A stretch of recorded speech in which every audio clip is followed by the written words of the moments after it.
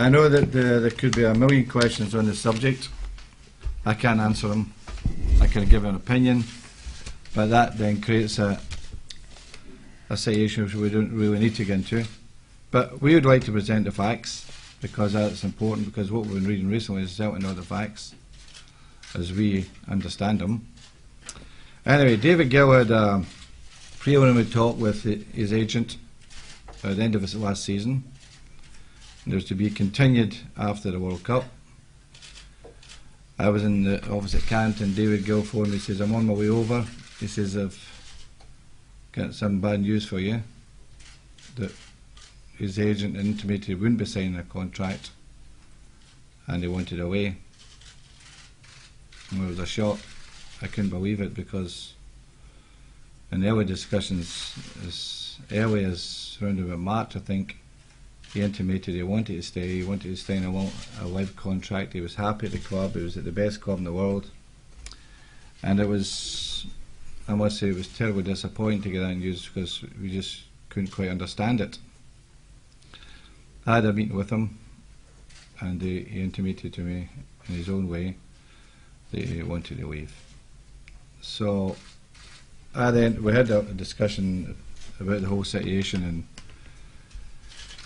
I said, the only one thing I want from you, Wayne, is to honour and respect the club's position and its traditions, and behave like a proper professional, and we'll try and see it through.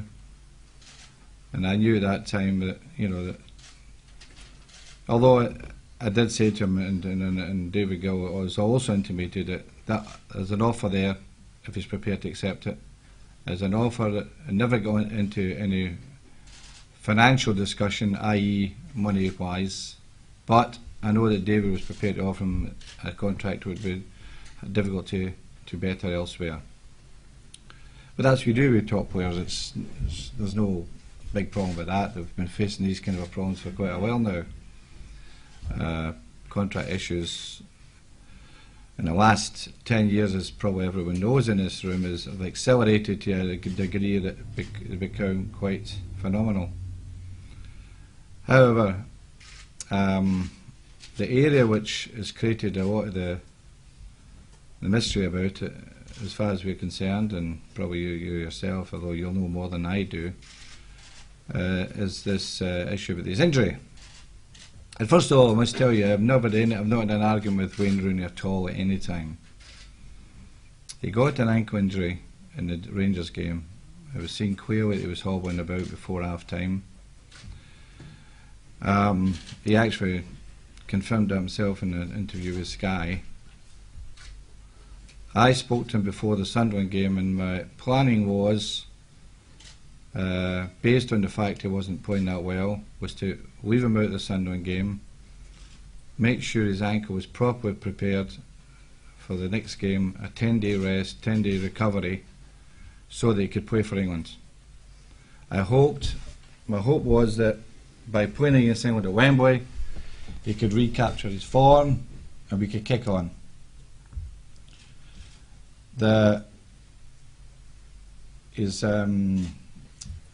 His entry into the mixed zone at Wembley has created that next stage where we've had to deal with, i.e. he says he wasn't injured. And I was disappointed, because we know fine well that he was carrying an injury. We sent him for a scan. The scan showed minor defect in terms of the ankle injury. Nothing serious, but needed treatment. And he's had treatment. And there's been no argument. And we've got to a stage now where